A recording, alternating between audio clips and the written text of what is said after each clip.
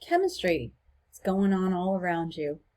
When you see fire, like in this picture, or when you're just breathing, you're sitting there breathing right now, you know, inhaling and exhaling, you're taking in oxygen and releasing carbon dioxide. There's a change. Trees growing, leaves turning colors. These are all examples of chemical reactions, and they can be noted mostly by the changes you see. So a chemical reaction is easiest to spot in the world to the unaided eye is from change. So when you see change, and this is, sometimes you see change because it's food coloring, but in cooking, we'll get to see change. You see change when an egg cooks, and that change is when there's heat applied to that egg, there's chemical reaction going on, changing the proteins and sugars in that egg white. So chemical reactions are characterized by rearrangement of atoms. So atoms are bonded together as reactants, and then bonds are broken when a chemical reaction initiates.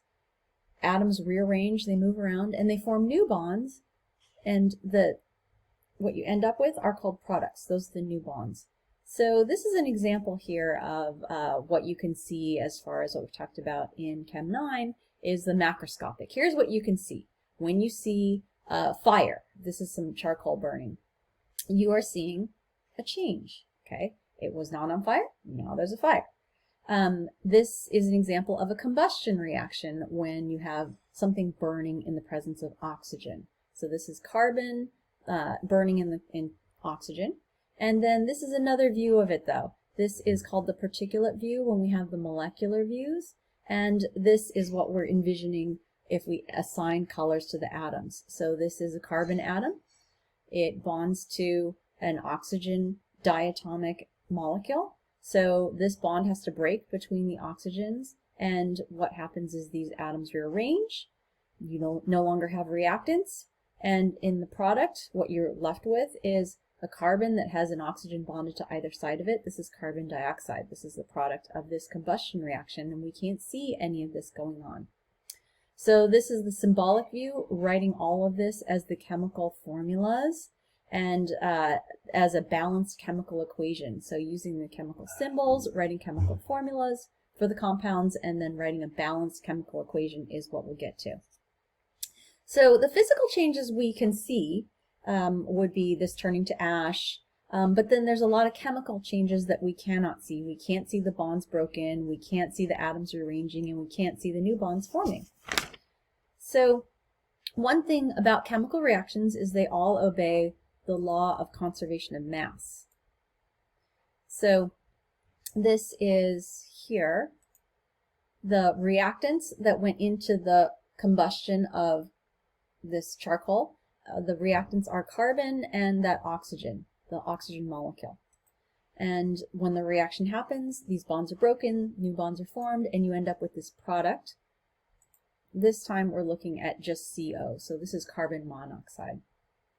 And so this is the side reaction that happens in combustion reactions when you get carbon monoxide from combustion. So this reaction obeys what's called the law of conservation of mass, in that the mass you have before has to be equal to the mass you have after. And this is because the atoms you have before have to be equal to the atoms you have after.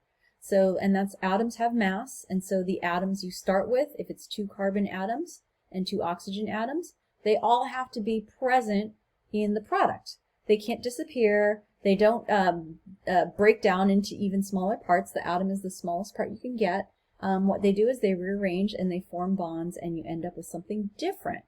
But the original atoms that had their mass are still present in the product, and so the mass of the product is still going to be the same as what you started with. So this is the molecular view of that same reaction when you have carbon. It's not just 1 carbon atom, but you need 2 carbon atoms in order to obey the law of conservation of mass. And this is the 2 carbon atoms bond to one of these oxygen molecules that has broken apart, and you end up with 2 of those carbon monoxide molecules. And this is called a balanced chemical equation when you are showing the chemical formulas or the chemical symbol here. chemical symbol here for O2 and the chemical formula here for the compound CO. It's a balanced chemical equation where you're showing the chemical symbols and chemical formulas of all the reactants and products, and you've also added this number, which is called a coefficient, and this is also a coefficient. A coefficient is a whole number value added to the front of an element or a compound in order to balance and make sure that the numbers of atoms that you have before are equal to the numbers of atoms you have after. So we can't see all those atoms rearranging and those bonds broken and formed, but we can see evidence of a chemical reaction from these types of changes. So you're either looking for a change of color, like when bleaching hair or coloring hair, any color.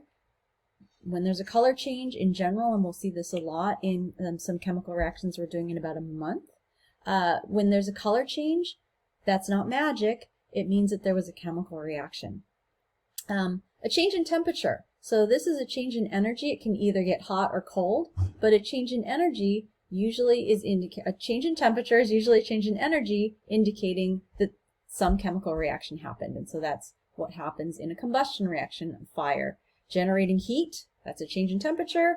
There must have been a chemical reaction that happened. Production of a gas. So production of a gas means when you see bubbles. So this is when you drop an acid tablet in water. You see these bubbles that form. This is bubbles. They didn't come from nowhere. So where they came from was a chemical reaction. So there must have been some reaction, atoms rearranged, bonds broken, new bonds formed when you see bubbles. This is another example of a reaction we'll see when we're doing reactions in lab in double and single replacement reactions in about a month or so. And then finally, this is another one, production of a solid. So this is when you start with a couple of liquids and mix them together. Very often what happens is you will see a color change, and this color change, let's say it'll turn from clear to white. This white stuff will then fall to the bottom and prove itself to be a solid when it falls to the bottom and sits at the bottom. This happens in a macroscopic scale. When you add vinegar to milk, you can actually make some solid curdles, which is making cottage cheese. And we'll do this on a more microscopic scale when we're doing the labs.